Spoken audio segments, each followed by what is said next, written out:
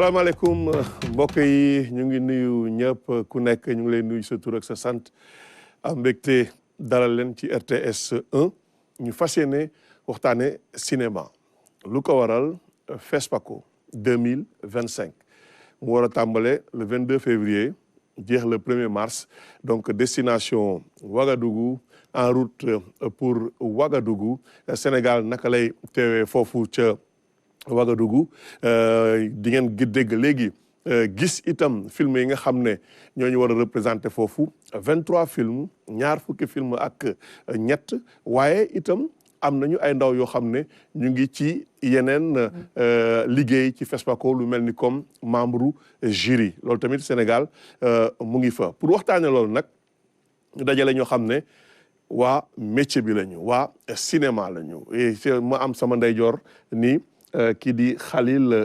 Ndiaye exploitant de salle distributeur nekk aussi njiitu REDA réseau des exploitants et distributeurs africains Khalil Ndiaye maa ngi lay nuyu. maa ngi lay nuyu Alioune. waaw Souleymane Kébé producteur la Souleymane maa ngi lay nuyu. maa ngi lay fay grand Alioune. voilà dinañ ñëw ci kanam ci li nga jot a def ci cinéma Roxeña nuyu naa la bu baax a baax actrice de cinéma. Grand Aline maa ngi lay nuyu. jërëjëf Angèle Diaban réalisatrice productrice Angèle maa ngi lay nuyu. merci Alioune maa ngi lay fay. Alioune Keba Badiane sama turando maa ngi lay nuyu bu baax yow yaay secrétaire permanent wu FOPICA. maa ngi lay fay Alioune. voilà jërëjëf. donc ñu fas yéene waxtaane li nga xam ne moo di FESPACO Sénégal ban chance la fa am loolu la ñuy waxtaane mais justement ñu xool Sénégal naka lay teewee foofu ca Ouagadougou.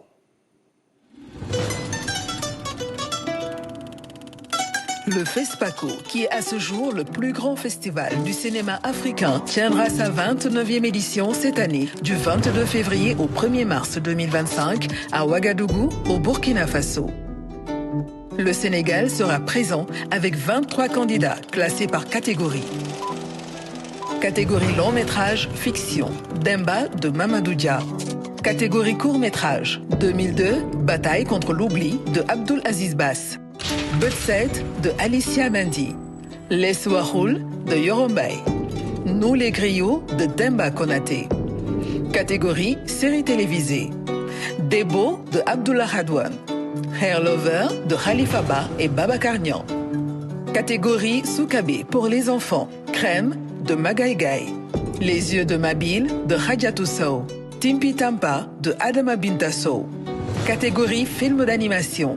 Les aventures de Kadi et Juju, l'Empire du Ghana de Yankoba Djemé. Milimo de Kemanba. Catégorie panorama. Banel et Adama de Ramata Toulaïsi. Dar Sagawalo de Ousmane William Bey. Yombo Wologem, la blessure de Kalidoussi. Catégorie FESPACO vert. Dakar Fan Club, série. Atelier Docket Sénégal. Catégorie perspective. Timpi Tampa de Adama Bintasso. Une si longue lettre de Angèle Diaban. Projet Atelier Yenenga Co-production 2025. Le festin de l'aube, Yoro Lidelnian, Honoré Yameogo. Ndateyala, Fatou Kandé Senghor, Madandjaï. Retour sans la boussole. Khalidou Kébé, Onésiphore Adonai. Semia, La saison des amours, Sébastien Tendeng, Ousmane Diagana. Son Excellence, M. Bassirou Diomaye Faye, président de la République du Sénégal, le Premier ministre, M. Ousmane Sonko, chef du gouvernement, le ministre de la Jeunesse, des Sports et de la Culture, Mme Khadija Ndiaye, le secrétaire d'État à la Culture, aux Industries créatives et au patrimoine historique, M. Bakary Sarr, le directeur de la cinématographie, M. Germain Colli, et le FOPICA, Fonds de promotion de l'industrie cinématographique et audiovisuelle, félicite chaleureusement les cinéastes sélectionnés, ambassadeurs du cinéma sénégalais à Ouagadougou au FESPACO, qui ont travaillé sans relâche pour créer des œuvres qui reflètent la richesse et la diversité de notre culture. Bonne chance. Voilà, voilà gis ngeen ko noonu Sénégal naka lay teewee foofu ca Ouagadougou ci FESPACO bi 23 films ñaar fukki film ak ñett ay long métrage fiction ay long métrage documentaire ay court métrage ay série télévisée ñu bari dem mag ñaa ngi ci biir xale yaa ngi ci biir ñoo ñëpp ñu am yaakaar ne comme niñ daan demee Ouaga di indi ay distinction am nañu yaakaar yàlla bu yaakaar tas ñu ñibbisiwaat itam ak ay trophée Angèle Diaba yoo laa njëkk a jox kàddu parce que yaa ngi ci biir ces films ngi ci biir. Oui. Voilà Angèle noo gisee 23 films en compétition te ay say film ngi ci biir en tant que réalisatrice mais en tant que productrice. mais di ko sant yàlla rek parce que je trouve que à chaque 2 ans ñun FESPACO mooy suñu CAN. mooy suñu coupe du monde moom la ñu am parce que mooy compétition boo xam ne réewu Afrique yëpp la dajale.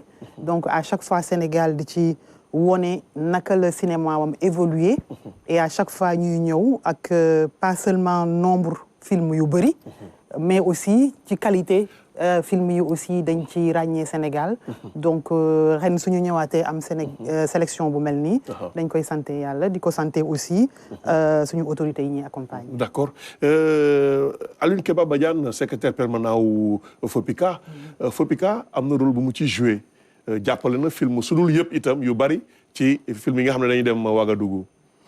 dëgg la li ma fu may dooree mooy remercier déjà Angèle Diaba mi nekk sama ndeyjoor te mu bokk ci ñi nga xam ne dañ leen sélectionné pour ñu mën a dem ci FESPACO bi di ko ñaanal tamit ndam ci loolu. c'est vrai sànq bi bay ñëw tamit j'ai pris le temps jéem a xool un peu liste bi. seet FOPICA lan la ci def. mais ñu bëri ñi nga xam ne sélectionné lañ leen FOPICA jàpp na ci bu baax a baax a baax a baax. donc FOPICA quand même jot na accompagner beaucoup de films am na ñoo xam ne retenir uñu leen mais ci ñu retenir. boo seetee ba seet boo defee le total sur les 23 presque une douzaine. de films ont été accompagnés par le FOPICA donc muy li nga xam ne dañ ko war a sant autorités yi mais santé ko FOPICA tamit pour liggéey bu muy def c'est vrai que duñ ko siwal lu bari. mais je pense que étape yi ñu nekk di topp nii ci FESPACO dinañu gën a siwal li nga xam ne FOPICA loolu lay def te ci FOPICA bi tamit war nañu mën a xool déjà tous ces films qui ont été sélectionnés sur les 23 une douzaine de films déjà ont été financés par le FOPICA accompagnés j'allais dire pour ne pas dire financés totalement. Il faut préciser. D'accord d'accord c'est toujours bon loolu mooy rôle FOPICA Khalil mag ñaa ngi ci biir les moins mag ay jeunes ñu ngi ci biir noo ko gisee ci 23 films yi. waaw artiste moom ak création amul mag amul ndaw. talent la rek te talent defe naa du màgget du ndaw. donc ñun dañuy ñaan mooy que film yi nga xam ne dina dem foofu. ñu mën ko gis fii. parce que toujours da ngay dégg rek doo am noo ko gisee. je crois que circuit cinéma yi salle de cinéma yi am na ci solo ñu jàppale ñu mën ko relayer. fexe tamit ba télévision yeeg yeneen distributeurs yi ñu jàppaleen pour ñu mën a wane film yi non seulement fii ci suñuy réew. mais aussi ci yeneen réew en Afrique parce que dañu war a gis suñuy film. je crois que ñun suñu réseau bi ñu yor nii.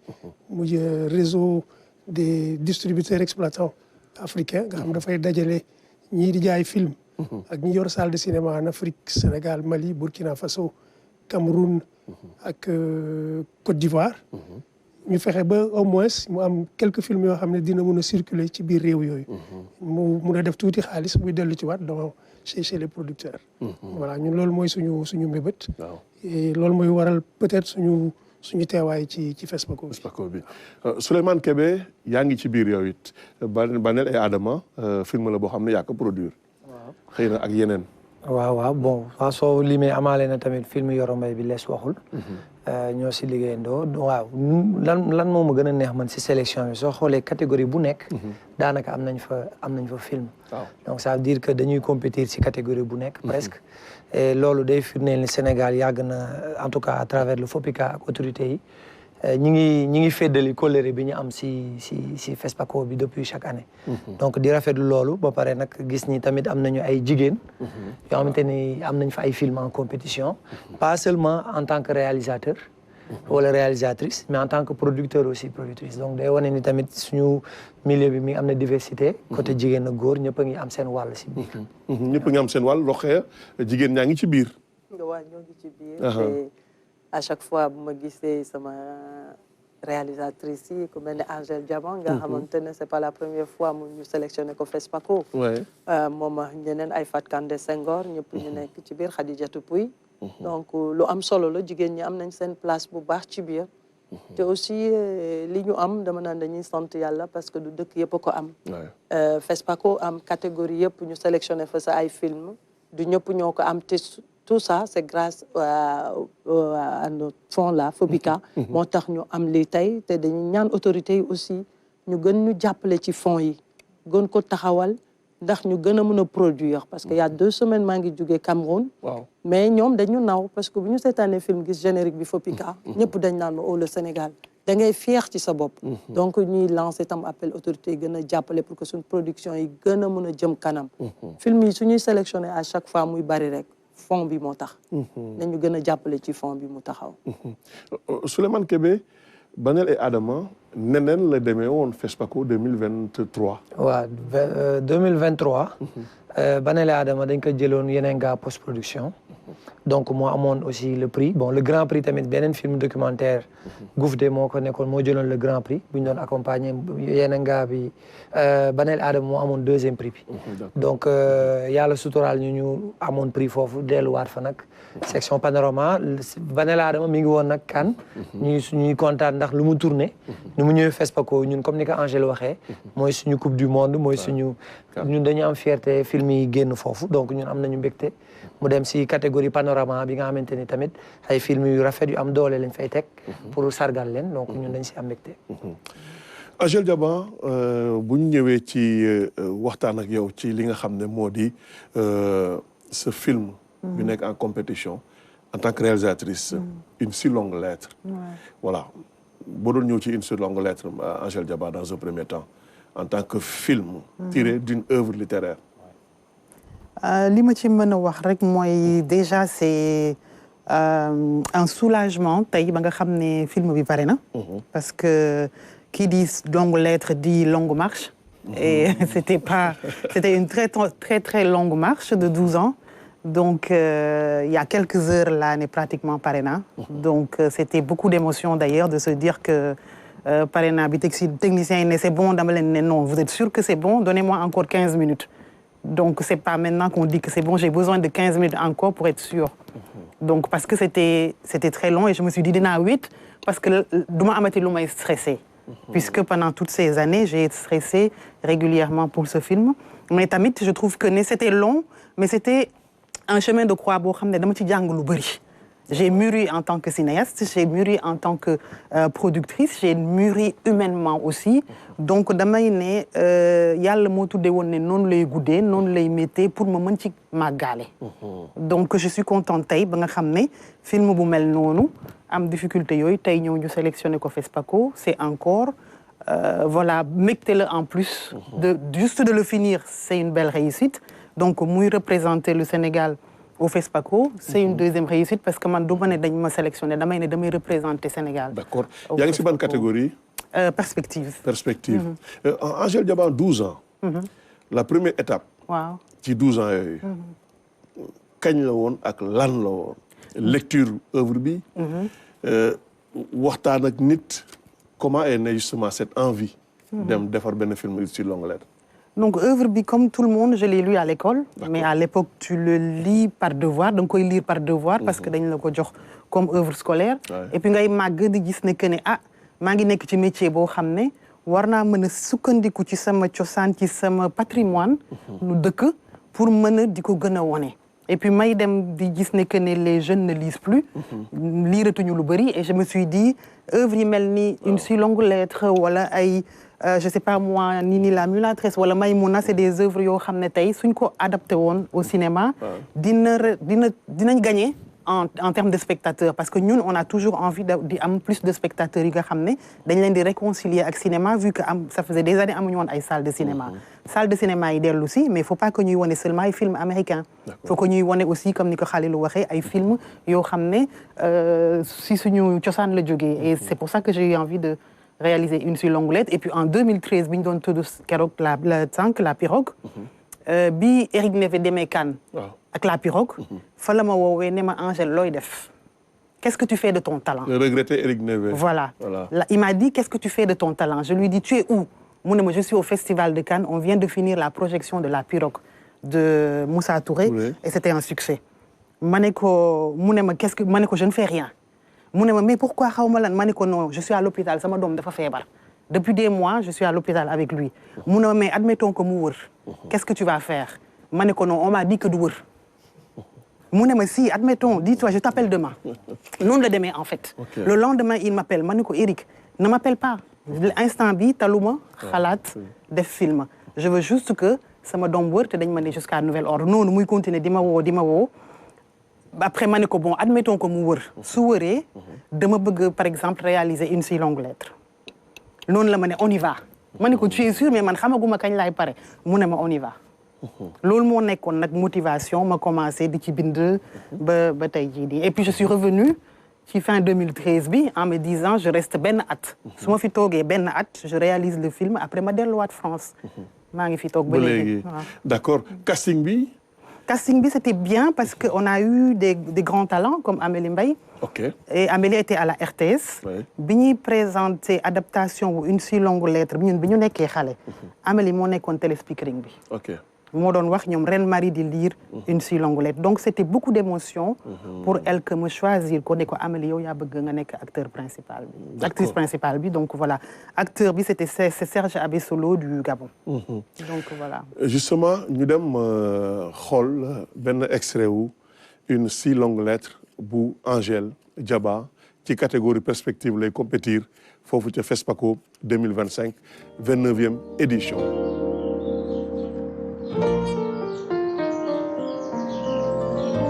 Ramatoulaye Malinger. Il faut qu'on y aille. Allez, on s'en va. Annette Maïderneville. Effectivement, Annette Maïderneville, c'est la première femme journaliste du Sénégal. T'as absolument pas le droit d'épouser une autre. Manrek. Tu confonds modernisation et occidentalisation. Nous avons nos coutumes, c'est tout. Quand ça vous arrange, si j'alerte la police, ce mariage n'aura jamais lieu.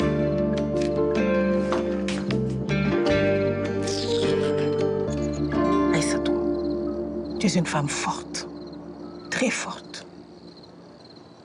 Tu ne seras ni la première ni la dernière à avoir une coépouse. Tu vas laver cet affront.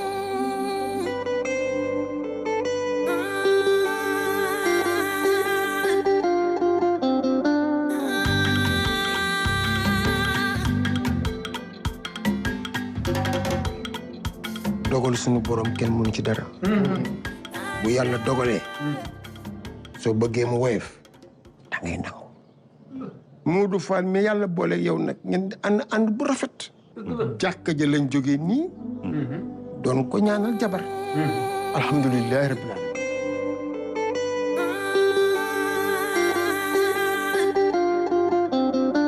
sama fukki pertaaw ak ñaar mosuma nax man bu demee tuur la. Aïssatou, j'essaye de cerner mes fautes dans l'échec de mon mariage. J'ai donné sans compter, donné plus que j'en ai reçu. Je n'ai jamais conçu le bonheur hors du couple, tout en te comprenant, Aïssatou. L'errance de ma pensée chasse tout sommeil. Je contourne mon mal sans vouloir le combattre. da ñëw sama kër le mu ne ma imam ma xam nga man lan moo ma tee nelaw. ma ne ko ah mu ne ma guddi gu jëkk ci bàmmeel. ma ne ko war naa tee nelaw ñëpp ndax ku fanaan guddi gu jëkk ci bàmmeel xam lépp. ñu ngi koy fas yéene waajal jébbal ko boromam.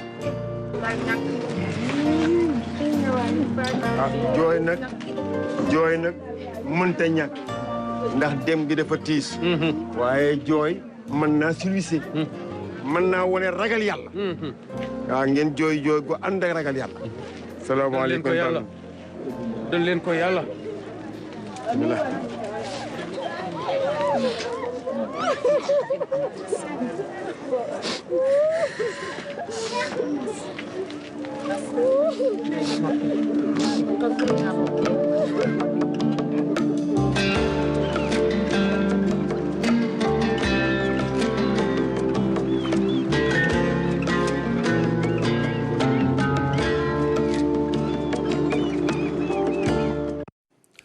Angèle, un peu ému, hein? Angèle, film bi ak poids bi mu am ci histoire du Sénégal, ci littérature du Sénégal, ci création contemporaine bu Sénégal. Bi nga ne da nga koy jël def ko film, hésité wuloo benn yoon. Non, je pense que loolu moo nekkoon naïveté bi au départ parce que hésité wu ma woon pour man c'est juste que je voulais faire un film. Et plus ngay dem, plus ngay am difficulté, plus muy diis, plus ngay comprendre que c'est pas lu diis que jël. C'est pas n'importe quoi. Parce que dafa dem ba nga xam ne ñëpp ko bëggoon ñëpp dafa mel ni film ñëpp la. am na ay dames yoo xam ne xaw ma leen woon sax dañ ma naan jékki-jékki rek woo ma ne ma foo toll ci sa film bi ma ne ko excusez-moi vous êtes qui. mu ne ma non xamuloo ma diw moo ma jox sa numéro dama doon laajte rek fan nga toll ci sa film bi parce que ce film la du sa film yow kese suñu film la ñun ñëpp. et donc loolu rek dafa doon tax à chaque fois soo demee bay bëgg a bàyyi rek nga ne non mënuma bàyyi parce que anonyme yi yëpp di ma woo am na ñoo xam ne dañuy woote di nag nettali seen histoire soo leen ne mais pourquoi tu me dis ça on ne se connaît pas ñu ne parce que dañu bëgg sa acteurs yi nga nettali leen suñu histoire ñun lu ñu dal pour que ñoom suñuy jouer qu'elles aient en tête ñun lu ñu vivre pour gën a mën a jouer film bi parce que film bi ñoo ko bokk donc loolu moo tax à chaque fois que ngay bëgg abandonner rek da ngay ne non mënuma abandonner et que nga continuer et c'est là où tu te rends compte que en fait c'était pas n'importe quel film donc voilà. Alioune Keba Badiane dayoowu œuvre littéraire wala yenn saa yi titre bi rek nga xalaat li mu pesé li mu tekki motivation la pour FOPICA jàppale ko. waaw motivation la waaye tamit ci wolof xaw ma nuñ koy waxee waaye sag la parce que quoi qu'on dise une si longue lettre dafa di livre bi nga xam ne wër na Sénégal wër àddina mais gannaaw wër àddina mu doon livre bi nga xam ne dañ ko traduire ci ay langues yu bari li ma ci wax ci le fait que mu nangu koo jël porter ko à l'écran mooy dina jox chance ñu bëri ñi nga xam ne gisuñu film bi xamuñu ko parce que ci jamono yu ñu newoon di jàng une si longue lettre dafa di lu raaroon si suñuy classe benn livre la ñu doon promener ci classe bi yi nga xam ne ñoo ko doon jàng là on a une opportunité le fait que mu porter ko à l'écran ñu mën a am possibilité diffuser ce film au niveau des établissements scolaires mais tamit c'est une manière aussi de sauvegarder un récit poignant raconté par une écrivaine connue de tous. Mais le fait que ce soit aussi une femme qui porte ce message est assez symbolique. Moi, je pense qu'il faut remercier encore une fois Angèle d'avoir osé, parce qu'une si longue lettre, pour tous ceux qui ont eu à lire cet ouvrage, écoutez, je disais que ça n'allait pas être facile de pouvoir transporter ça sur l'écran, mais déjà les extraits que nous avons vus nous rassurent et de l'émotion déjà sans pour autant avoir vu tout le film. Et moi, je pense que c'est une œuvre qu'il faudrait accompagner pour sa promotion, permettre à ce que les Sénégalais puissent encore une fois s'approprier ce film de la meilleure des manières. Et ça, je pense que ça peut passer par les universités, passer par les écoles et faire le tour du Sénégal avant de sortir du Sénégal. Certainement, on ira déjà au FESPACO, mais il faut aller au-delà. Au-delà. Khalil Ndiaye, film Une si longue lettre, film bi wala benen bu nuroog mom, ça donne envie nga ne kii de bëgg naa ko distribuer, bëgg naa ko exploiter ci salle yi. Bu fekkee loolu day am démarche ban lay nekk en termes de promotion. Démarche particulière wala comme toujours votre façon de faire.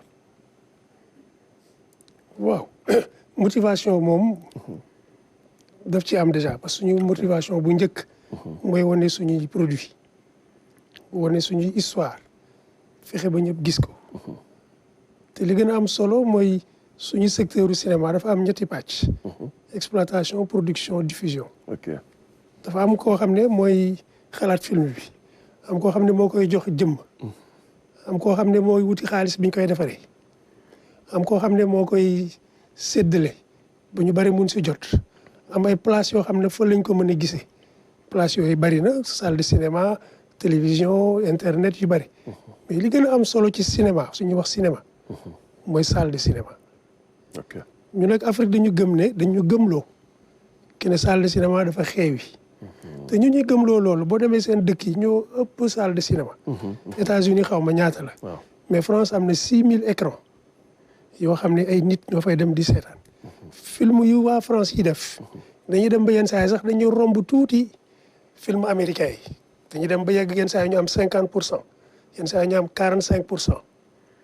alors que yeneen dëkk yi soo ñëwee suñu film yi doo leen gis su ma ñëwee ci nuñ koy wonee ñu bañ a fàtte ne distribution métier la te fii jox ñu ko gëdd en Afrique dafa mooy maillon bi nga xam ne moo manqué ba pare amul jàppale bi ci war parce que distributeur mooy jël xaalisam pour def publicité ba pare moo gën a néew li mu si jot ci wàll donc day calculer risques yi dama ci def 1 million 2 millions bu dellu see man lu ma ci am est-ce que dina mat sama 2 millions dina dellu si yeneen dëkk yi am na ay mécanisme de soutien film yi mel nii dafay yomb jaay mais li may bañ mooy ñu ne rek dañ koy asaaloo wane ko fu ne rek ñëw leen seetaan fay nit ñi sax pour ñu ñëw seetaan déedéet en fait li mu ci daj dañu war a jox gëdd création bi respecter ki def liggéey bi mën ko wane ci condition yu baax pas n'importe où ba pare kuy ñëw nga làmb sa gafaka bu dee 2 dërëm sax nga dugal ko mu am une démarche payante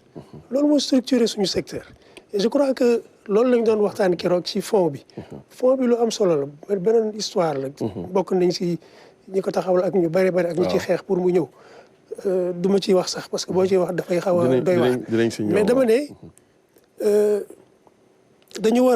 dafa war a permettre mu structurer secteur bi nga xam ne tey boo defee film di nga ci mën a delloo tuuti xaalis parce que du toujours film lay dox mun nga def film mu dox wala mu bañ a dox mais dina am tuuti lu mu delloo si mu mun a dugg si loxoy producteur bi mu séddale si banques yi fay si nii film bi mun nañ ko amortir sur 50 ans wala sur 30 ans parce que dundam du jeex donc démarche bi mooy une démarche de proximité ak une démarche de profondeur te nañ ko tëggee fii film bi keneen mënoon na ko ñëw defar ko mais sénégalaise moo ko defar di ci am sensation ñu wan ko woon ay xale yoo xam ne fii la ñu dëkk jàng ko seen classe mais di ko dund seen biir kër ba pare ñi nekk Afrique yëpp di dund lu mel noonu fii la war a dooree ba pare ñi nekk fii ñoo ko war a distribuer du keneen koy jóge fële moo koy distribuer c'est un film qu'on a envie de défendre et que je crois que après on va en parler parce que su demee neneen tamit demee na neneen mais du doon li ñu gënal d'accord Souleymane ñu bari dañ ne nañu dooleel loolu jël li nga xam ne moom la suñu écrivain yi bind porter ko à l'écran yow en tant que producteur parce que ñu bari dañ ne gis-gis bu baax la pour développer la création contemporaine sénégalaise dëgg la yàlla daf ñu may ñu am richesse boo xamante ni bëri na fi ay auteurs yu def ay film ay livres yoo xamante ni yu ñu màggal la yoo xamante ni ràññee nañ ko fii si réew mi ak yeneen réew yëpp donc te film livre yooyu noonu day nettali rek suñu dund comme ni ko grand Khalil wax loo xamante ni dund yoo xamante ni ñun ñoo koy dund mais ñëpp ku ko toog lire que da nga si gis sa bopp dafa jot tamit waaw ñu commencé adapté ko adaptation nag produire ay film d'adaptation yombul moo tax Angèle temps bi mu jël yëpp moom bokk na si précurseurs yi am na ñeneen ñu ko fi def comme La Pirogue film Abbas livre Abbas Dione la woon Dione man nag am naa chance sax di produire benn film boo xamante ni la vie en spirale la tudd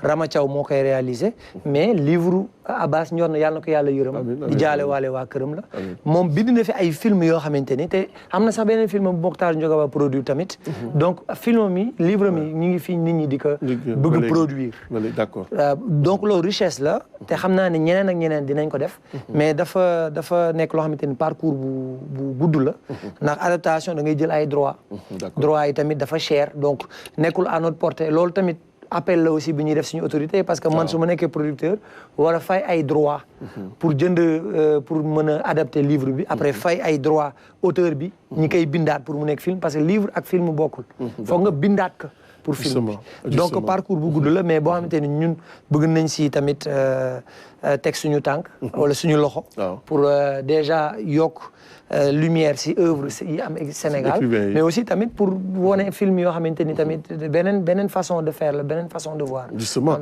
Rokhaya le prix du pardon bu Mansour Soro Wade mu ngi ko jëlee ci livre Missane Ngom même livre en tant qu'actrice livre ñu jëlee ci film ak scénario bu ñu la jox bu bees est-ce que am na plan approche approche yi day wute wala c'est toujours un scénario que tu as en tes mains? Non, approche yi day wute parce que boo xoolee boo jotee scénario bi et puis nga lire livre bi di nga gis ne am na benn différence bu ci am. ndax livre bi niñ ko bindee ak ki bëgg a def adaptation bi ni mu bëgg a mettre ça à l'écran day wute du bokk. mais toujours damay féliciter d'abord Angèle ci en tant que femme mu jël ici l'onglet def ko nga xam ne Cheikh Tidiane Diop bu daaree Kocc tegoon na ko fii Sénégalais yëpp xam ko mu doon quelque chose boo xam ne nag produit bu neex a jaay lay doon pour man au niveau national et international parce que c'est une histoire universelle partout lay dem te di ñaax aussi sunu réalisateurs yi ak producteurs yi ñu gën a gëstu aussi di jël sunu roman yi parce que booy xool après Mbissane Mansour Soro Wade Cheikh Oumar Sy Soro jëloon na grève des bateaux bu Aminata Sow Fall donc Léandre ak Diougane Makhtar Ba bi ngay wax Ramata bu Abbas Dione parce que joué naa ci biir Soxna Benga ku mel ni moom Ninki Nanka mi ngi ko yóbbu série te alors mi ngi ci yeneen roman tam yu muy def ku mel ni Feu Fantamadi Camara réalisateur guinéen bi ñëwoon na ñu nekk max moom ci liggéey bu sori sax ci ay œuvre kenn buggul ay Riwane Baobab Foué tout ça liggéeyoon nañ ci ba lu sori kenn joxoon ko yëpp ba mu taxaw ci mais yàlla def li gën comme dafa tawatoon mu mujj génn àdduna donc man li may lité mooy nañu jéem a gëstu jël suñuy œuvre littéraire ñëw andi ko mettre à l'écran pour que les enfants ñu bari du liiratuñu ñu bari xamuñu yenn livres yi xamuñu boo tegoon tey sax benn roman ne kan moo bind lii mënuñu la wax kan la donc ñu jël ko vraiment mettre ko à l'écran ñu jëm ci góorgóorlu bu baax daal man daal je suis pour ça quoi campagne boobu laay gën a doxal nañu jël lu mel ni Angèle ak ñeneen Souleymane vous les producteurs yi ñëpp jël leen œuvre littéraire sénégalais yi ñu jëm ko dugal ci école yi jëm ko transmettre aussi à l'écran gars yi mun ko jouer en tout cas. Angèle ñu ñëwaat ci yow balaa ñuy jeexal chapitre bi Souleymane wax na waxu droit. est-ce que période boobu noo ko vivre pour am droit wu yóbbu ko à l'écran? Moi, déjà, de me remercier la famille, les enfants de Mariama Ba, qui sont toujours là et qui sont représentés par Madame Sy, des nouvelles éditions africaines. Donc, j'ai eu un contrat avec Madame Sy. C'était mon prix bi ma amoon 2019, FESPACO, moo ma permettre ma jëndaat droit yi parce que producteur bi ko jëndoon Eric Neve daf ko mujjee bàyyi après mu décédé. man ma dajeeg Madame Sy rek mu ne ma c'est dommage que ngeen abandonné projet bi ay italien ñu ngi koy bëgg a jënd ma ne ko lan non ça c'est moi xam nga yàlla def ma dem FESPACO am fa prix ñibbi si ma ne xaalis bi balaa ma koy passer il faut ma dugal ko ci loo xam ne nii dinaa ko fàttaliku ba toujours je suis allée voir Madame Sy j'ai dit ñaata la ba li ma ci njëkk def mooy jëndaat les droits du livre téye ko man au moins pour 2 ans jéem a ci liggéeyaat balaa may def dara ci xaalisu FESPACO bi donc c'est ça a servi à ça d'abord le prix de 2019 de 2019 Alioune Keba Badiane film yi sénégalais yi dem yóbbu ci ay festival wala sax ñu projeté ko hors du Sénégal dañuy wax ne bu ñu gisee siglu Fopika à l'écran y compris ñu demoon Cannes am na nu mu leen di def parce que danaan sama dëkk de moo ma jox lii moo ma defal lii ba tax ma dem ci ñeneen ne leen kaa leen ñu liggéey man am na la mise de la dignité de ñenn ñi tuddee ko noonu nga gis sa bopp quoi vraiment ne man lii la ma sama réew jox voilà indi leen xaalis ñu liggéey. dëgg la je pense qu'il y a des efforts à faire par moment logo bu ñuy gis nii luñ ci def du bari. c'est vrai que producteurs yi ñoom ñoo ci jàpp pour wone ni ki Sénégal luñ jógee te Sénégal def na ci dara. parce que boo seetee seen budget par moment vous vous rendez compte que c'est la part la plus incongrue sax ñun boobu lañ leen di jox sérieusement dans cette affaire. moi je pense que da ciy baax pour que ñu seetaat nan la ñuy saytuwee suñuy film yi nga xam ne producteurs yi dañu koy proposer ba bu ñu leen waree accompagner souvent ñu accompagner leen à la hauteur du produit qu'ils vont nous livrer. Moi je pense que ce serait bien ñu toogaat seet nan la ñuy waxuma réformer FOPICA mais da ciy baax ñu seet le comité de gestion bi nga xam ne moo fi nekkoon mu dellu si waat pour que bu ñuy saytu ay film bu ñu leen di financer ñu mën leen a financer à la hauteur de l'espérance qu'on a dans le film. Sinon on risque de diluer l'argent en essayant de financer tout le monde et à l'arrivée du ñu mën a am li nga xam ne loolu la ñuy saytu ci producteurs yi ak réalisateurs yi. Man dama koy remercier parce que bi may agsi ñëw na expliquer ma histoire bu mu expliqué woon tout à l'heure avec toute la difficulté qu'elle a, son enfant qui était malade mais elle a tenu bon jusqu'à ce que le produit sorte aujourd'hui. Moi je pense que maintenant l'autre chaîne, le maillon faible, c'est tout ce qui est distribution, promotion. Il faudrait qu'on puisse y réfléchir de manière assez rapide pour essayer de voir tous nos films souvent qui vont aux compétitions, qui vont au FESPACO. Comment les accompagner pour que les Sénégalais qui n'ont pas la possibilité d'aller au FESPACO, les Sénégalais qui n'ont pas la possibilité d'aller dans les grandes salles qui sont à Dakar, parce qu'au niveau des régions, il n'y en a pas, il faudrait qu'on trouve une solution.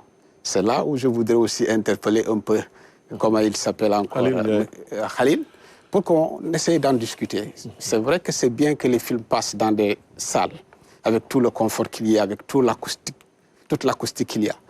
Mais je dis, quand on n'a pas les salles, il faut toujours trouver des pis-aller pour que les gens de l'intérieur puissent suivre la production cinématographique sénégalaise. Et ça, c'est important. Les collectivités sont là. La culture, c'est une compétence transférée. Il suffit juste que les gens essayent de trouver en intelligence des possibilités avec ces collectivités. Moi, je pense que les films devraient être vus. Il ne sert à rien de produire des films. On en a une bonne banque de données, de films produits par, par le FOPICA. Et ces films ne sont pas vus. Sérieusement parlant, que ce soit des longs métrages, que ce soit des courts métrages, voilà, qui ont des succès ailleurs. Mais au Sénégal, ces films n'ont pas les succès retentissants qu'ils ont hors de nos frontières. Est-ce que c'est normal? On nous applaudit de l'extérieur, mais de l'intérieur, on ne donne pas la possibilité à nos acteurs d'être applaudis.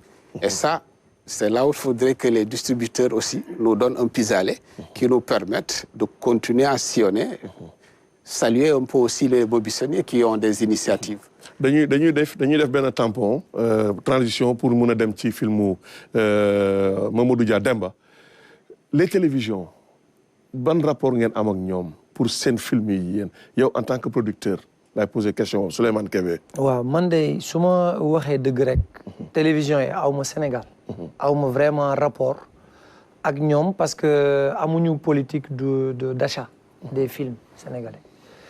Souvent dañ lay avant maa ngi fàttaliku première fois ma ñëwee fii sax RTS la woon yàgg na defe naa c'est en 2012 waaw dañ ma proposé woon sax xool ne ma nooy def da ngay indi partenaire nooy def quoi parce que amul woon luñ may fay pour teg film bi.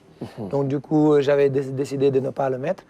moo tax mais bon récemment xam naa ni le directeur de la RTS avait contacté monsieur Coly pour pouvoir avoir un peu des films.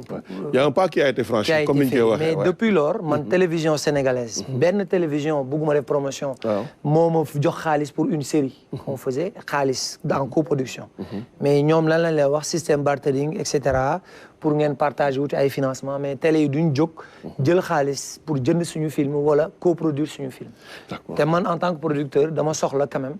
film am dama koy financer pareeguma pour fay wala pour film dama soxla nit kuy ñëw nga fay nga jox ma xaalis pour ma liggéey mënoo ñëw ma jox la sama produit nga teg te man ma mën beneen malheureusement yeneen télé yi nekk bitim réew dañ lay fay.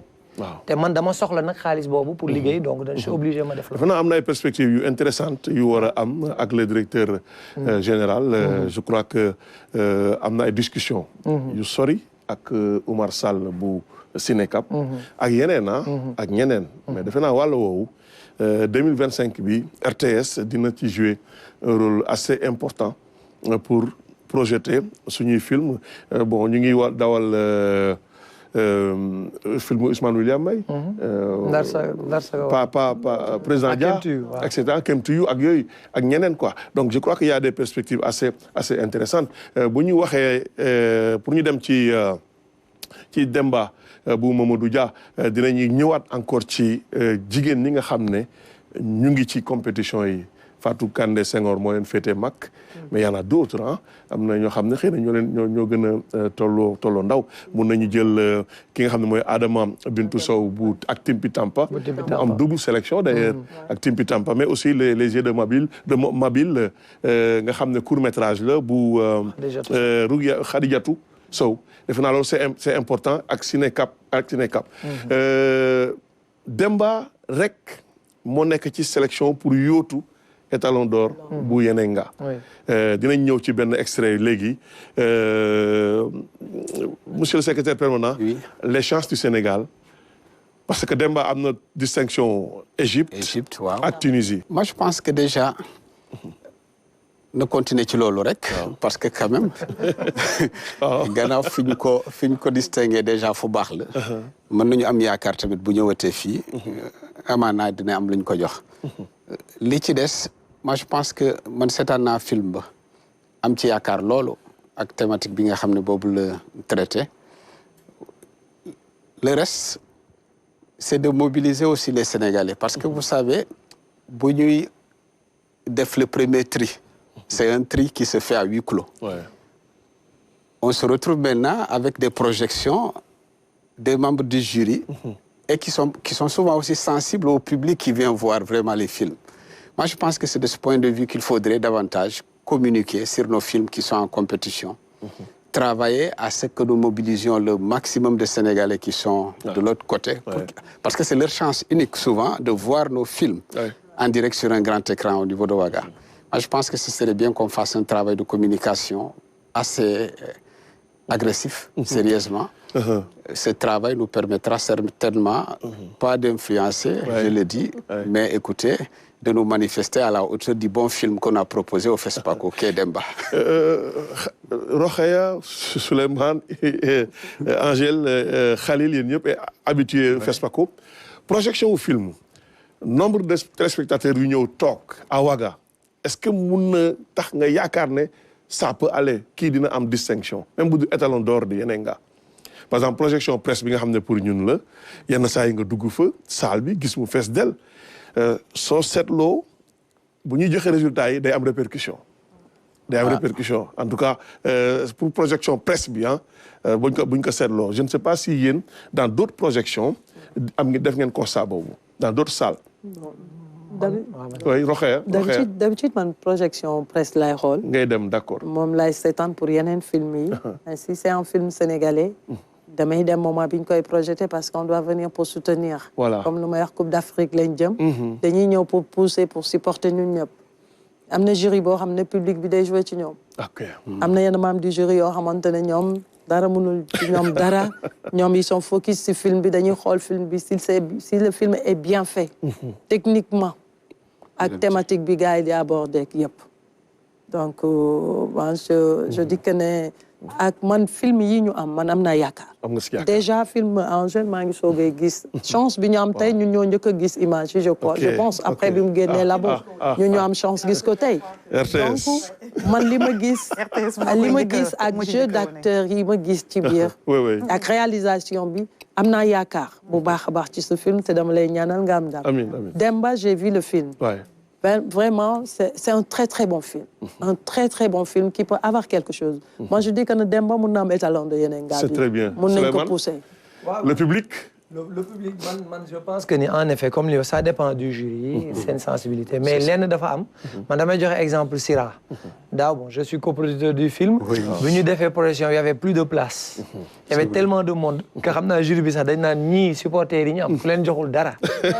problème dina am donc des fois tamit c'est vrai que public bi am na lu muy indi. mais nag vraiment jury yi fay nekk ñoom c'est des professionnels yoo xamante ni ils vont faire la part des choses.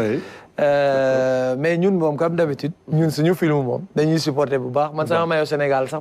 pare jënd naa ko. suñu ngay projeté dem maa ngi ko di yóbbu et on espère que quand même en dehors de public bi lu muy indi. film yi si boppam soo xoolee qualité film yi. que ça soit ñoom Timpi Tampa Une si longue lettre. Demba yooyu yëpp am nañu yaakaar ni. li ñu liggéey rek suñ demee foofu mën na fay dara. Khalil balaa ñuy ñëw seetaan benn extrait wu Demba bu Mamadou Dia ñu dafa waroon toog fii. mais dafa nekk bitim réew mais normalement waroon na bokk ci plateau bi mais dafa nekk bitim réew Khalil. waaw moi je crois que beneen aspect technique bi am na solo. ñaari année yi ñu gagné étalon. oui dafa tombé première année boobu ñu sollicité ma pour mu bokk si délégation bi yàgg naa dem FESPACO. j'ai dit man su ma bokkee si dara qu'est-ce que je fais dem rek pour promener wu j'ai dit ce que je peux faire. moi je suis exploitant j'ai des collègues. te boo xoolee ci fête bu rëy boobu yëpp. ñu ci gën a tuuti la xam nga mooy ñan. mooy projectionniste yi ñoom kese ñu ngi copp si kaw kenn du leen yóbbul ndox kenn du leen yóbbul dara.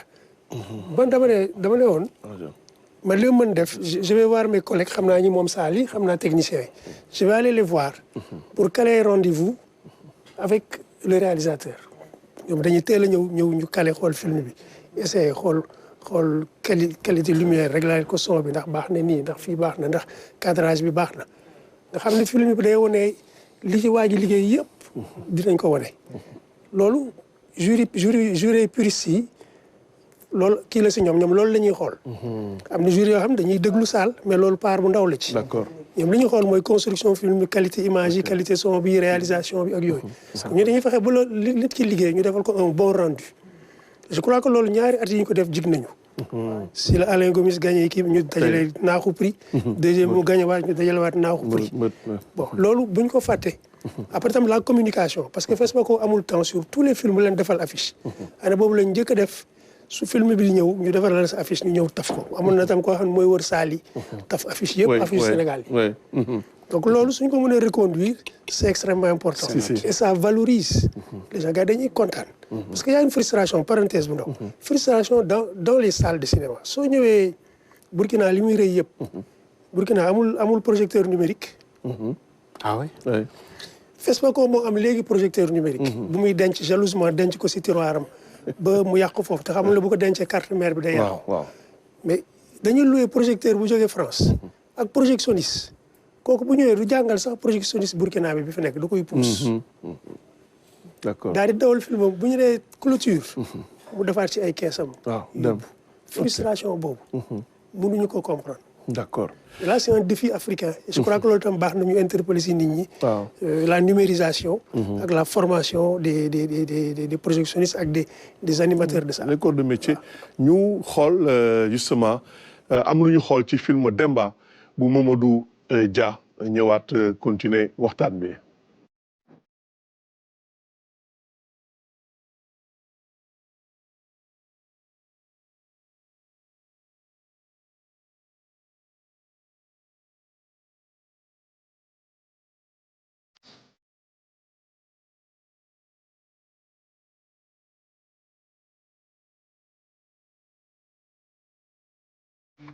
Ano kung ginagawa? Ang matadinal mo sa sininin mo. Ang hebar pas yung return mo.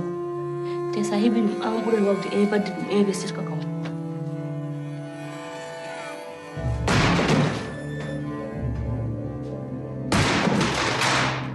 J'ai créé, répertorié et classé les archives de cette ville pendant 27 ans.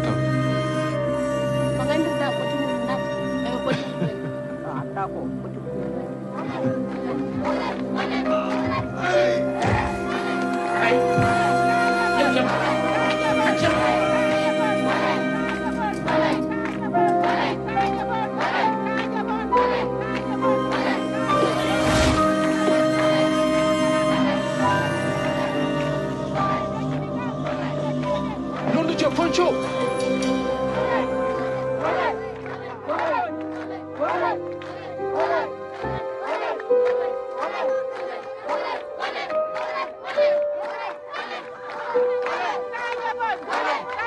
dañi sens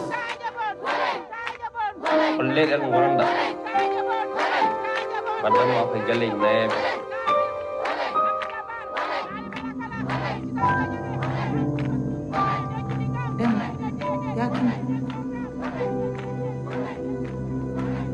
Demba yakindo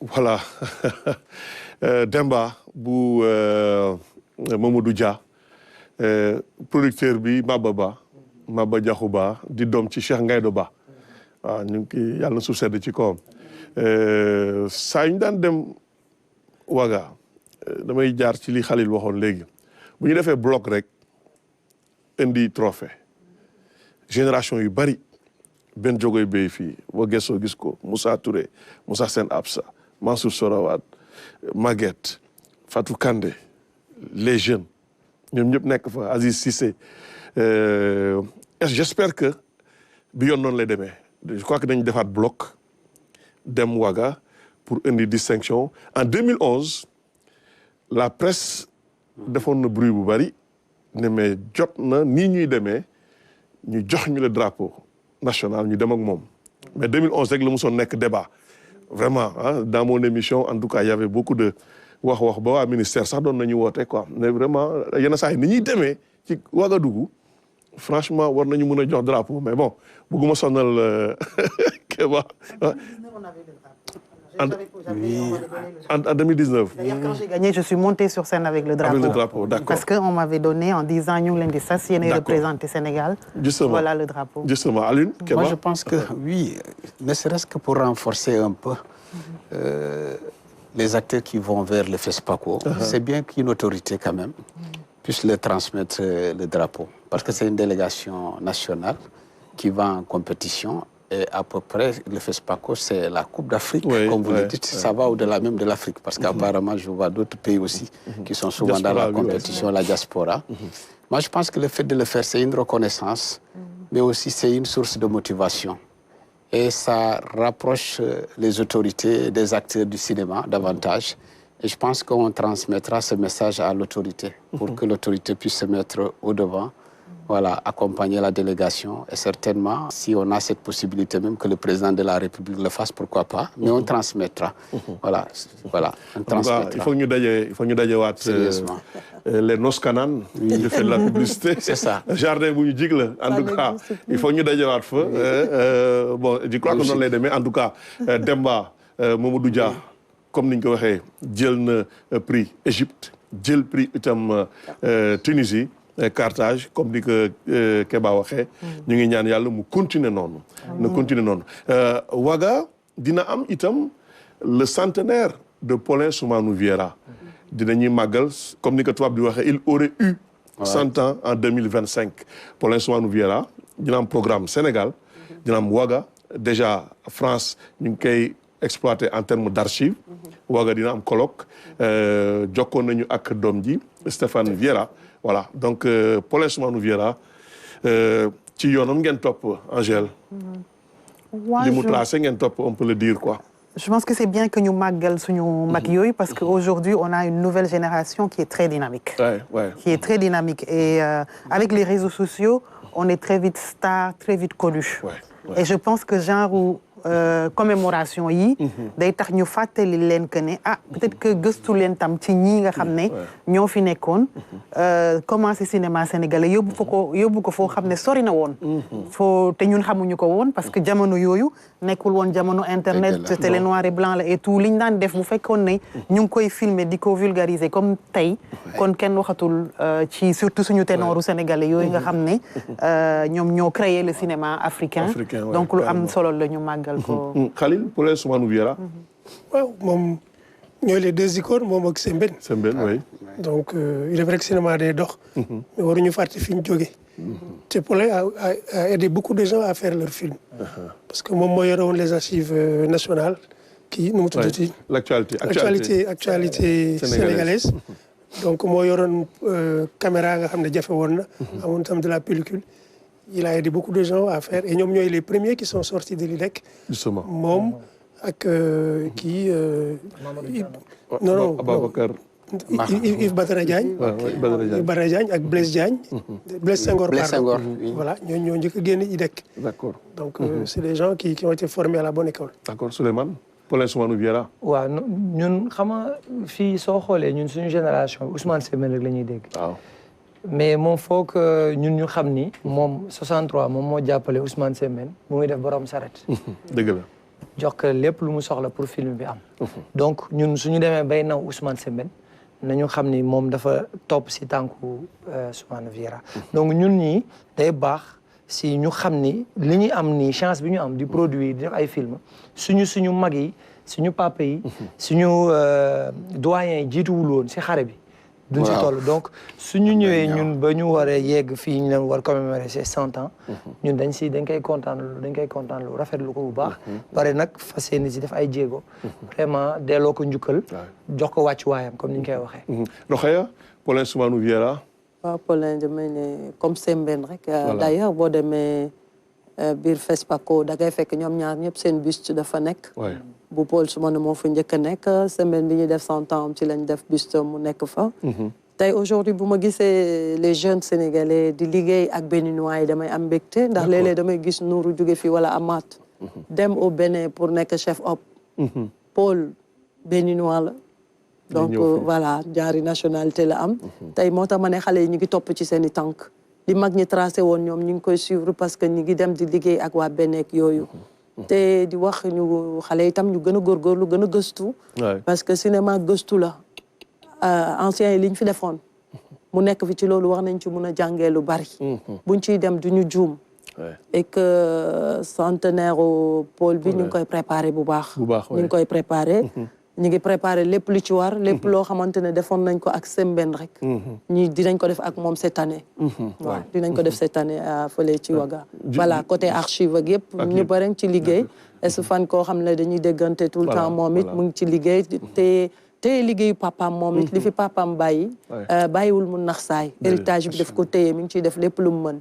donc ñu préparé rek ñun tamit bu ñu demee foofu. c'est important doomu Paulin jël. catalogue Paulin. waaw continuer liggéey bi. je crois que Temour def na ko. doomu Djibril Diop Mambéty. Temour mooy gérer lépp luy catalogue Magadan. bi nga xam ne moo ëmb filmu Djibril Diop Mambéty. doomu Sembène itam mu ngi def la même chose. Gaël Samb itam. et puis Ababacar Samb Maharam. prix de la ville de Ouagadougou. prix de la ville de Ouagadougou porte le nom de Ababacar Samb Maharam. Le prix de la ville de Ouagadougou. Ça y est, c'est acquis. Ouaga côté court aussi. Am na prix avec Irène Tassambedo. Irène, ouais. Am na prix Ababacar Samb Maharam. C'est bien parce que cette année boo gis prix Thomas Sankara aussi ñoom dañ ko jël. Voilà. dañ ko yóbbu ci officiel bi. justement en réalité loolu laa bëggoon wax. Thomas Sankara bon am na coow lu ndaw mais bëgguñu si dugg trop. parce que vraiment Balou-Fou. mu ngi koy célébrer depuis 10 ans. léegi bu ñu koy jëlee dugal ko ci biir distinction officielle yi. nee na ça ne me dérange pas ñu waxtaan trouver une solution mais quand même. nekkoon na fi. mun nañu wax ne hôtel Azalaï. il y avait le musée Sembène la chambre numéro 1. Mais selon certaines informations, Maguette Diop, devenant confirmé, il y a une salle de conférence rénovée, Sembène Ousmane aussi, toujours à hôtel Azalaï. Donc, au Sénégal, vraiment, nous sommes Ouagadougou. Peut-être non le mêle partout, mais Ouagadougou, je crois que c'est particulier, c'est spécial. Le cinéma sénégalais, hors du Sénégal, Rokhaya, am ngay distinction bitim réew yaa ngi teew ci ay festival bitim réew le cinéma sénégalais hors du Sénégal. boo génnee hors du pays ak sunu film yi dañuy am fierté. dañuy am fierté ndax gars yi dañu naw le cinéma sénégalais parce que comme on disait tout à l'heure mag ñi tracé chemin bi moo tax. parce que fépp foo taxaw ci àdduna Sembène lañ lay wax. Djibril Diop Mambéty Paul Soumanou Viera. donc Maharam Samb tout ça am nañ anciens yoo xam ne dañoo liggéey ba nga xamante ne yow fépp foo génn ci àdduna bi boo ne Sénégal da ngay am fierté ci yow parce que film bu ñu teg gars yi dañ naan le cinéma sénégalais am na fu ñu teg ci àdduna bi foo xamante ne moo tax bu may xool jeunes yi tout le temps dama naan gën leen a porter flambeau bi. bu leen wàccee seen loxo da ngeen war a gën a avancer gëstu leen ci mag yi ñu liggéey boole ka ak yéen parce que la nouvelle génération comme li Angèle di wax dina bi am na fi booy dañuy daw 100 à l'heure loolu laa leen di wax. vraiment réalisateurs yi bari nañ fii surtout les producteurs quand je vois Souleymane di produire film yu mag Angèle pareil elle est là mais vraiment jigéen la bu mun góor parce que day produire film yu mag. damay ne suñu cinéma day jëm kanam. waaw amuñu droit baisser la garde man su ma génnee film yi ma def yëpp parce que bien vrai que bari na bariwul. taxaw naa ci festival international yu mag partout dans le monde mun naa ne ba ay New Delhi sax. ay Inde ñëw naa taxaw sama film def film d'ouverture. festival de New Delhi nekk festival bu mag. ban film la mun nga Madame Brouette. Madame Brouette. dafa def mu tombé ak moment boobu président Wade mi ngi ñëw visite de travail. avec une forte délégation. quand je dis que ne fii dama fi ñëw pour film ñu ne ma film lan fii ba Inde ma ne waaw. donc nga war a xam ne sunu cinéma. vraiment jéggi na frontière yëpp. moo tax waruñu teggi naw bi ñu nit yi naw ba di ñu woo partout dans le monde dañ fa war a teg. ci loolu pour mu am fond FOPICA bi foog ñu jéem ko teg bu baax. te fond bi aussi comme li Aline doon wax léegi te yegguñu ci mooy mënoo am sa budget 100 millions ñu jox la 25 millions. soit tu fais ton film ou bien canal mooy ñëw joxe budget bu bari su paree moom moo am droit ci film bi lu bari. lu ko neex lay def après bu dawee saal après moom mooy jël. roxe canal li muy joxe takku na. ah canal li muy joxe léeg-léeg mu ëpp ñun li ñu joxe ci yenn film yi. loolu moo tax après moom mooy jël filmam moo koy génnee fu ko neex. comme li Aline di wax léegi. côté distribution. Khalil li muy wax léegi. problème bi foofu lay nekk. li Badiane di wax léegi mooy ñu xool naka la ñuy joxee film bi man tey su ma ñëwee am budget 100 millions su ma ñëwee tàllal FOPICA bi. su ma mënul am 100 millions yi su ma amee 80 millions yi su ma demee tàllal feneen am leneen donc Sénégal mooy ëpp doole ci li mu dugal donc Sénégal mooy moom film bi mooy xool nu mu neex mu defee ko distribution mun naa ko jël jox ko Khalil na ko distribuer ma mais su canal dugalee plus moom mooy jël film bu génnee télé ba pare moom mooy jël pour dawal ci ay saalam mooy def distribution mooy def lu ko neex problème bi foofu rek la nekk pour man foofu la ñu war a xoolaat naka la ñuy def si le Sénégal mais plus moom filmam après mooy xool naka la koy distribuer bu boobaa ñoom Khalil mun nañ def seen liggéey mu facile et que comme le film de Angèle c'est un film bu nga xamante ne war na mun a génn en salle nekk à l'affiche pendant 1 mois wala 2 mois di daw fii Sénégal mu am rentabilité oui parce que c'est des films yoo xam ne bon je dis que dañuy joxe mais on a combien de salles Khalil Sembène Médina Pathé Canal Sen Cinéma ak Radisson Radisson le cinéma mooy kii cinéma si hôtel bi quoi. si ouais 5 mais est-ce que 5 salles mun na rentabiliser. Oui, mais peut-être il faut partir par les écrans, certainement. 14 écrans. 14 Pathé, il y a combien de salles? Oh, d'accord, c'est un complexe là quoi. C'est un complexe là, ouais. C'est une question de programmation. Mais c'est vrai que toute la discussion va tourner encore autour de Dakar. Et qu'on a 8 pôles de territoire. Moi, je pense que ce serait bien qu'on insiste davantage, qu'on trouve une solution à part les salles de cinéma feutrées de Dakar, impérativement que nos productions puissent sortir de Dakar, aller à l'intérieur du pays.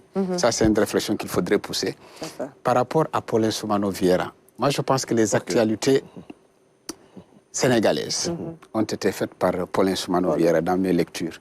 Et j'ai vu que vous m'avez partagé un programme que le FESPACO va diffuser 8 de ces films, avec une clôture du film de Sembène Ousmane et de Thierno Seydi Sow.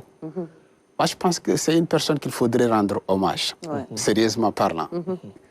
L'aura de Sembène Ousmane a certainement inhibé son aura, mais côté valeur, côté créativité, côté création, côté archivage de ce que nous avons comme patrimoine, je pense que Paulin Soumano nous a donné ce que nous avons au niveau de la DCI. Et les jeunes sont en train de travailler quand même pour pouvoir montrer tout cela en sus de ce que son fils a comme patrimoine. Les archives comptent aussi. On va aussi vers la publication d'un roman, d'un ouvrage littéraire sur Sembène avec Maguette Diop. Donc dina nettali yu bari ci li nga xam ne moom la Sembène dund monsieur le secrétaire permanent yaa ngi wax pôle yi je crois que il y a des choses assez importantes yoo xam ne ay acteurs culturels ñu ngi koy bind di contribuer di ko teg ci table ministre bi je peux citer Modibo Diawara projet bi mu tëral vraiment ça concerne le Sénégal pour lii Alioune wax léegi Dakar moom ko fàttali vraiment c'est le Sénégal naka la ñuy def ba dugg ci biir surtout base u réflexion wu Modibo Diawara c'est la formation ak valoriser suñu patrimoine kooku c'est hyper important balaa ñuy ñëwaat ci waxtaan tuuti Khalil dama bëggoon ñu seetaan justement ki nga xam ne moo di Mamadou Dia réalisateur u Demba am na laaj yuñ ko laaj mu ñëw di ci indi ay tontu. Demba mu ngi wax si thème yu bëri benn si thème yi bokk na si loo xamante ni mooy ñun suñuy aada ak suñuy cosaan yuy jàppale nit ñi si santé mentale ndegam Demba dafa nekk personnage boo xamante ni dafa ñàkk jabaram te mënul fexe ba dépasser deuil boobu boo seetee ñun boo ñàkkee kenn ñii ñëw di la jaale si dañ lay laaj naka la demee naka la kooku gaañoo donc xam nañu ni tey le fait ngay wax loolu di répéter réponse yi di dem ba dëfal la en quelque sorte. yeneen pratiques yi tamit mooy par exemple jigéen bu ñàkk jëkkëram am nañu ay semaine ak ay weer yoo xamante day toog si biir kër gi nit ñi di ko toppatoo donc Demba c'est un peu pour parler que pas seulement thérapie occidentale moo am si yu mel ni dépression ak santé mentale ñun tamit am nañu suñuy aada yoo xamante ni ñu ngi fi woon yoo xam ne mun na jàppale nit ñi si côté boobu bien sûr Demba dafa nekk koo xamante ni naqar moo tax xelam presque dem parce que dafa ñàkk ku ko jege te amul ku mu waxal amul ku mu mun a waxtaanal loolu moo tax Demba gën a jóg beneen bi production ak post production donc Demba maa ngi commencé bind depuis 2019 ñu ngi ko tourné en fin 2022 donc boo seetee bind bi jël na ñetti at production bi donc ça a pris je pense à peu près entre 4 et 5 semaines la ñu tourné à Matam post production bi ça a pris presque une année donc au total ça va faire presque 4 ans ba 5 ans pour def projet bi mais lu si gën a am solo mooy que projet la boo xamante ni ay doomu Sénégal ñoo si jàpp Demba ñun ñoo ko produire man ak sama associé Mababa ñoo am maison de production bu tudd Joy Didi beneen bi mooy ay nit ñoo xam ne ñoo jàpp si vraiment def si seen mën-mën def si seen xam-xam ba film bi mën a am si loolu nañu état bi fekk ñëw am tamit lu mu ñu jox pour ñu mën a yeggali film bi bu ñu demee ba post production ba tollu montage si la ñu am ay fonds yooyu mel ni fonds bu nekk Allemagne ak beneen fonds bu nekk Qatar mais boo seetee ba seet li doomu Sénégal yi def si film bi ak ñu yokk si li ñu état bi jox à travers le FOPICA loolu mooy plus de 80% si sunu fonds si film bi donc on est très fiers de ça donc durée bu mu jël noonu yëpp tamit wut financement wut jàppale wut ñu ñu àndal moo ko waral beneen bi lu tax ñu mën a def film bu mel ni tey moo ce sont les techniciens sénégalais ñoo ñëw di ñu jàppale ñoo xamante ni dañu am xam-xam bu mag jëm su film ñoo ñëw jàppale ñu pour film bi mën a am. Demba film bi mu ngi def sa première mondiale en février 2024 au festival de Berlin foofu le film bi commencé lañ ko njëkk a wone daaw c'est pas daaw mais ay quelques mois avant lañ ko indi Sénégal donc comme ni ñu defee ak Bamou Nafi ñun suñu defee film ba pare comme que waa Matam ñoo si joué ñoo si participé ñoo tax ba film bi mun a am ñoo ñu al seen i kër al ñu suñuy al ñu seen i espace si biir Demba filmé nañu si la propre mairie de Matam le maire docteur Diaw ak son adjoint monsieur Ba ñoo ñu al mairie bi pour ñu mën si filmer donc c'est important pour ñun bu ñu defee film bu mel ni ñu delloo ko waa Matam kon la première nationale a été faite à Matam waa Matam seetaan ko ba pare mu jaar UGB on a eu un très bon accueil avec les étudiants avec l'UFR CRAC ñu jóge foofu indi fa Dakar au cinéma Pathé si cinéma Pathé dem film bi def na fa presque 3 semaines nit ñi di ko dem di ko seetaan donc à part l'Allemagne dem na si yeneen pays yu mel ni Suisse dem na France ñu ngi koy wane nañ ko Brésil wane nañ ko si yeneen dëkk ba léegi mu ngi dem FESPACO donc le fait que mu nekk FESPACO nekk si compétition officielle de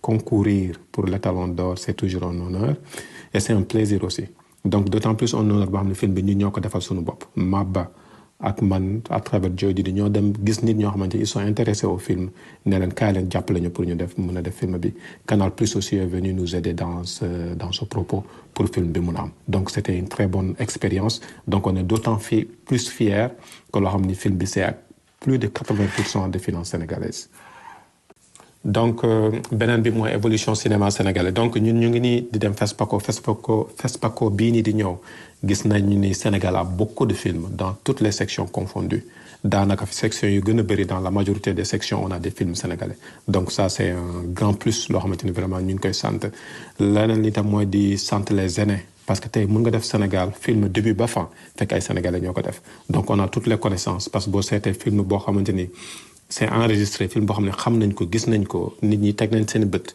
mu nekk le premier long métrage africain fait par un Africain en Afrique mooy La Noire de bu Sembène Ousmane loolu ba tey nit ñi d'accord nañ ci même avant indépendance tamit sénégalais yi ñu ngi doon def film li ñuy fàtte di wax yenn saa yi mooy que sénégalais yi ak francophones yi pendant la colonisation amuñu woon droit def film amoon na décret bu tudd décret Laval buy tere Sénégal yi ak francophones yi def film donc bu décret boobu jógee rek Sénégal dafa gaaw si def film di continuer di ko def ba tey donc on a eu des ténors de film ñu ngi ba tey am nañu ñoom Alain Gomis ñoom Moussa Touré ñoom Moussa Sène Absa ak ñeneen ñoo xam ne ñu ngi def film tey di ko wane fu ne donc c'est un plaisir et un honneur tey d'être sénégalais dans le système cinématographique actuellement ñu am fond boo xamante ni mu ngi fi di ñu jàppale rien n'est parfait comme on dit mais fond la boo xamante ni film yi ñu def yu ñu mujj def si année yii nii depuis yaakaar naa 2012 presque wala sax 2015 film yooyu bëree bëri FOPICA moo leen soutenir donc l'État du Sénégal est dans toutes les productions cinématographiques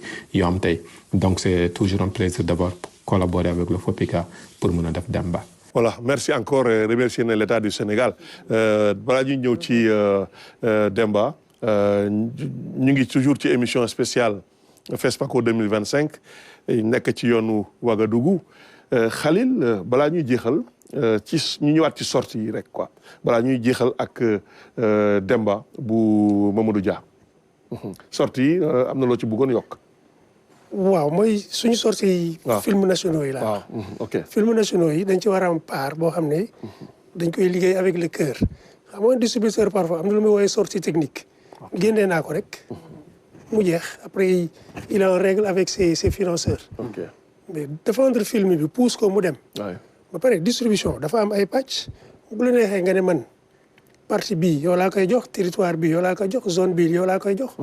et ñun suñu réalisateur dañu war a téye seen dëkk. buñ ko joxe sooy able sa yére di ko maye am na loo xam ne doo ko summi mukk da nga koy téye. loolu parfois les gens dañ koy joxe totalement. simplement parce que le gars leur dicte la loi. am na ay affaire par exemple Canal am na un circuit magnifique. de distribution de salles. yoo xam ne dafa maye tout le territoire mais am na genre film yu muy dawal kese am yu muy promouvoir on doit pouvoir s'entendre te loolu état bi ak autorité yi ñoo war a wax ak moom parce que suñu territoire nekk sur nos films nationaux pour le reste lu ko neex mu def il y a des engagements de programmation waxuma ay obligations de programmation parce que amul mun loo imposer kenn muy dawal film bu neexul il y a des engagements de programmation il y a des incitations il y a plein de choses wax nañ ci on peut en discuter dañu war a toogaat ñu xool li ñu yor nan la ñuy def ba mu jëriñ ñëpp ba lancer le secteur. Il y a plein de choses mais on peut en reparler. mu am benn atelier wala benn rencontre sur le FOPICA. parce que moom mooy suñu premier outil ni ñu koy yokkee. ni ñu koy doxalee ni ñuy fexe ba mu jëriñ ñëpp ba ñëpp mu ci am seen wàll. ñëpp ci sortie yi waaw ci sortie yi comme ni mu doon wax xam nga film yi ñun dañu fourni salle de cinéma yi comme ni mu y a pas que Dakar mais les régions ñun dañuy def ay films yoo xamante ni dañuy lëkkaloo ñi fiy liggéey. ñu mel ni ñoom Mobi Ciné ak ñeneen ñoom dañuy jël sa film dugal ko ba si région yi ba pare dañuy fayeeku dañuy wàññi nag parce que soo demee si yenn dëkkuwaay yi doo ko facturer naan comme Dakar mais da ngay nit ñi dañuy seetaan fay donc du Dakar kese lay yam ba pare aussi du yam Sénégal kese da ngay am distributeur boo xamante ni dina mën a jël sa film tekk dans 18 pays francophones parce que s'il y a 18 pays francophones yoo mën a couvrir te loolu su wàlla comme li nga wax sa liggéey la producteur nga wut man damay am distributeur pour les pays anglophones du ma yam kese si français yi donc sama film mën na génn Nigéria Afrique et cetera pour que film c'est parce que lan la ñuy fàtte ñun film yi ñuy def non c'est dafa nekk loo xamante ni business la li ñuy wax dañuy def film di ko jaay mais dafa Sénégal dafa nekkaale aussi dañuy nekkaal ñu ne ay ambassadeur parce que dañuy jaay le soft power bi ñuy wax dañuy jaay nekkuwaayu Sénégal valeur u Sénégal di ko teg si yeneen dëkk yi pour tamit nit ñi di américains yi loolu la ñuy def ñu dañuy seen film américains yi foog nañ ñoo fi mën parce que noonu la ñuy def donc loolu la ñu bëgg ñun à travers nos films nekk ambassadeur wu suñu dëkk si yeneen dëkk yi wane tamit ni Sénégal suñu culture suñu tradition suñu façon d'être ñu teg ka tamit ñeneen di ko gis di si roy. Rokhaya waaw pour man ñu gën a travailler ci sortie de film yi parce que parfois j'ai mal su ma gisee un film sénégalais de rester à l'affiche pendant 2 semaines dafay toog rek génn te bu ñu mënoon aussi film yi buy génn ak distributeurs yi mu am benn promotion boo xamante ne wala dañuy jël film bi jaay ko yenn société yi nga xamante ne ñoom ils vont prendre les trucs sponsor lay doon ñun ñoo xam ne dañuy jël même les tickets jox ko nit yi parce que film mënoo ko liggéey ba pare ngay ñëw di joxe invitation pour que les gens dugg gratuitement mënul nekk parce que yow boo xool fond bi nga jël FOPICA banque yi li nga leb li nga am partout parfois tu vois des réalisateurs am dañuy liggéey ba pare ak producteurs yi ameel acteurs yi wala techniciens yi d'accord et que dañ leen wax on attendez comme ça bu ñu paree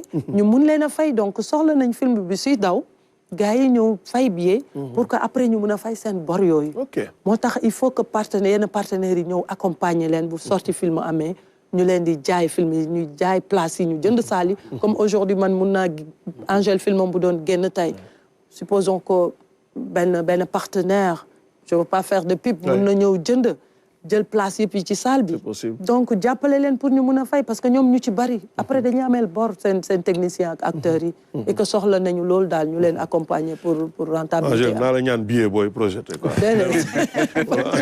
waaw yéen RTS da ngeen di bind 50 billets Angèle oui non je pense que niñ ko waxee rek la que ne en tout cas li ñuy ñaan mooy soo jëlee sa doole li ngeen liggéey ci film bi il faut que mu rentable parce que tey maire bi defar bañam ci buntu këram di jaay xóoyal depuis ci suba ñëw toog nit ñi duñu ñëw ne ko maire jox ñu gratuitement ku nekk da ngay indi 100 francs wala 50 francs wala 25 francs jënd ci beñe boobu mais pourquoi bu fekkee ne artiste la ñu bëgg mu joxe ko gratuitement su ko joxewul gratuitement on critique cet artiste là non ñun suñu liggéey la tamit parce que tu passes autant d'années sur un projet boo sañoon mu indi la loo xam ne tamit mën nga ci yor sa jaboot mën nga ci vivre te mën nga ci investir ci yeneen projet surtout ñun ñi nga xam ne dañuy produire c'est parce que des films marchent que ñu am tuuti xaalis investir ci ay résidences d'écriture mën a jàll ci leneen mais su fekkee saa yoo defee film am bor à un moment da ngay arrêté. directeur. waaw li mu wax loolu la parce que ñu nit lépp lu du financé bëgg nañu ñuy gis ko. waaw parce que boo dugalee xaalisu contribuable ci benn film da ngay ñaan yàlla ñëpp ñi nga xam ne contribuer nañ ci film bi mën a yegg ci ñoom. mais je suis d'accord bu ñuy construire une industrie du cinéma c'est un impératif parce que le maillon bi nga xam ne mooy tax ñu mën a am xaalis mooy distribution ba te boobu bu doxul presque moo doxul nag Sénégal quoi qu'on dise au niveau de nos salles il faut ñu waxtaan ci tamit parce que nag mënuñu am ay salles yuy yànj ba pare salles ya duñu teg suñuy film ay film blockbuster la ñuy teg waaw mais pour rentabiliser aussi c'est-à-dire pour pouvoir aussi payer un peu tout ce qui est charge de leur salle mais je pense que benn politique war na mën nañ permettre ñëpp ñi nga xam ne dañ fi yor salle ñu mën a par moment vulgariser suñuy film permettre à ce que nos films puissent être vus par des Sénégalais mais avec toute la campagne de communication qui s'y est en quoi ça coûterait à des gens de pouvoir panneauter un peu les films qui sont à l'affiche au niveau de la VDN au niveau de l'autoroute. Moi, je pense que c'est un travail que même les gérants de salles de cinéma devraient pouvoir faire. C'est-à-dire qu'ils trouvent le moyen de discuter ensemble et de pouvoir porter un peu le besoin de ces réalisateurs qui est de faire tourner leurs films au niveau de ces salles. De l'intérieur du pays, moi je suis d'accord, on a Mobiciné. On a certainement aussi d'autres structures qui font la même chose. Mais jusque-là, l'impact attendu pour que nous puissions de manière assez holistique gérer le Sénégal, on l'a pas. Il y a de ces coins où voir un film, voir un grand écran, mais c'est tout un luxe. C'est un travail qu'il faudrait, mais aussi nos chaînes de télé. Le moment venu, ce serait bien. Pas de la gratuité, mais trouver vraiment des protocoles qui permettent à ce que nos chaînes accompagnent un peu la visibilité de nos productions. Ça se fait bien dans les séries. Mais côté cinéma, quand le film aura fait un grand parcours au point de se satisfaire de sa tournée, mais c'est bien que le film puisse atterrir au Sénégal dans une entreprise comme la RTS. Côté production, moi je pense que la RTS peut toujours diffuser, mais la RTS peut aider à être coprod. Parce qu'on ne peut pas avoir toute une logistique comme celle que vous avez ici et rester juste à prendre le produit fini. Il faudrait y réfléchir. Je pense que la RTI, je pense par moment aussi, et NASA accompagne des initiatives pour ceux qui n'ont pas... Le cinéma dans les régions, il y a Koumbassar aussi, cinéma numérique ambulant, non? Et l'autre là? Il y a... Déjà dans la diffusion. Khalil, rapidement. C'est pas que la salle. La salle, c'est le pilier. Nous Mobiciné qui fait un travail extraordinaire déjà avec le mouton de Sada. Voilà, justement. Il faut qu'on le capitalise et qu'on le partage. CNA qui fait un truc extraordinaire dans CNN Deki. Le mouton de Sada a aussi un distributeur Waokumba justement qui présente le film hors du Sénégal. Demba. Vraiment une parce que distribution du cinéma am na festival am na plateforme yi am na yeneen mais loolu c'est un métier à part donc ñooñu di ko def fii mi ngi commencé di génn am na xale yu génn dañ leen war a jàppale ñu structurer leen former leen ba pare su ñuy ñëw on s'entend le territoire n'est pas énorme après mën nañu connecter avec les autres pays pour mooy la notion de réseau bi ñu on en parle depuis 20 ans. Voilà donc Khalil Sénégal 23 films compétition fiction long métrage ñu ngi foofu ak Demba compétition perspective aussi ñu ngi foofu ak compétition FESPACO shorts compétition FESPACO série compétition animation prix Thomas Sankara pour le panafricanisme compétition film des écoles de cinéma section panorama donc il y en a beaucoup je vous le disais corps de métier yëpp ngi dem Aziz Cissé est président du jury de Yenenga Production Fatou Kiné Sène est membre du jury amaguñu ban jury la nekk mais Fatou Kiné Sène est membre du l'anglais. Je sais. En tout cas waaw wóolu nañ suñu bopp Khalil wóolu nañ suñu bopp duñu bàkku jëm làmb ja mais wóolu nañ suñu bopp mais j'espère que dinañu bàkku jóge làmb ja vraiment ñëwaat ak ay distinction Khalil Ndiaye distributeur exploitant de salle merci. Merci Aliou. Souleymane Kébé producteur merci beaucoup. Rokhaya Niang actrice merci. Merci pour féliciter ñi ñëpp ñu sélectionné. Voilà ñi war a dem ñëpp. tous les réalisateurs.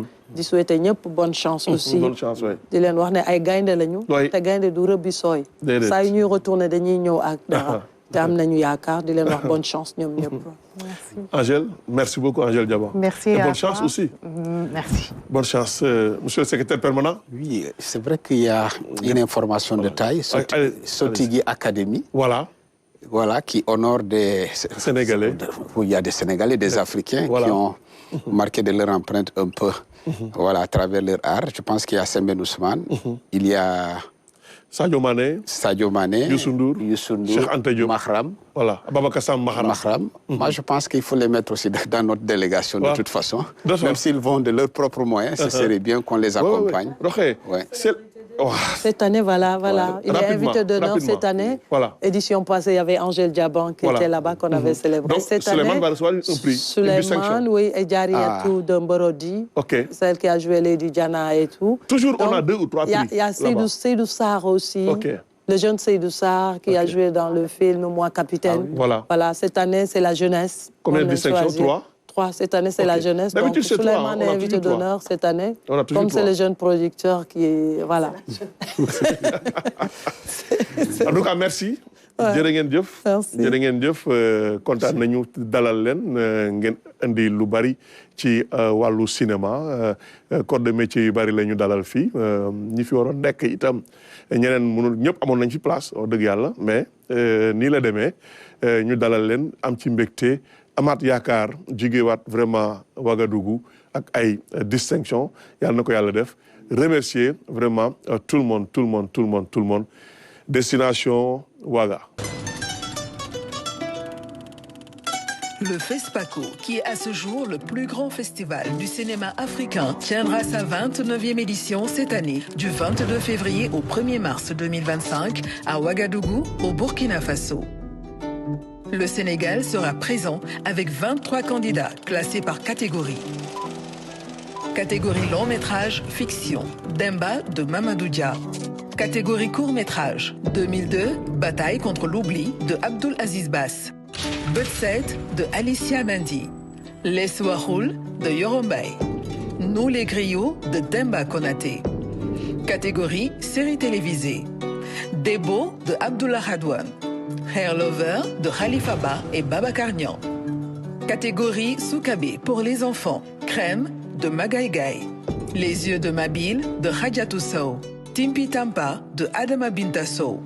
Catégorie film d'animation. Les aventures de Kadi et Juju, l'Empire du Ghana de Yankoba Djemé. Milimo de Kemanba. Catégorie panorama. Banel et Adama de Ramata Toulaïsi. Dar Sagawalo de Ousmane William Bey. Yombo Wologem, la blessure de Kalidoussi. Catégorie Fespaco vert. Dakar Fan Club, série. Atelier Ndoket Sénégal. Catégorie perspective. Timpi Tampa de Adama Bintasso. Une si longue lettre de Angèle Diaban. Projet Atelier Yenenga Co-production 2025.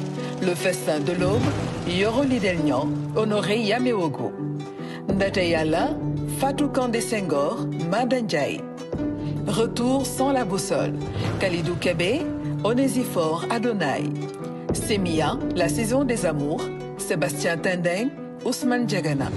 Son Excellence, M. Bassirou Diomaye Faye, président de la République du Sénégal, le Premier ministre, M. Ousmane Sonko, chef du gouvernement, le ministre de la Jeunesse, des Sports et de la Culture, Mme Khadija Ndiaye, le secrétaire d'État à la Culture, aux industries créatives et au patrimoine historique, M. Bakary Sarr, le directeur de la cinématographie, M. Germain Colli, et le FOPICA, Fonds de promotion de l'industrie cinématographique et audiovisuelle, félicite chaleureusement les cinéastes sélectionnés, ambassadeurs du cinéma sénégalais à Ouagadougou au FESPACO, qui ont travaillé sans relâche pour créer des œuvres qui reflètent la richesse et la diversité de notre culture. Bonne chance.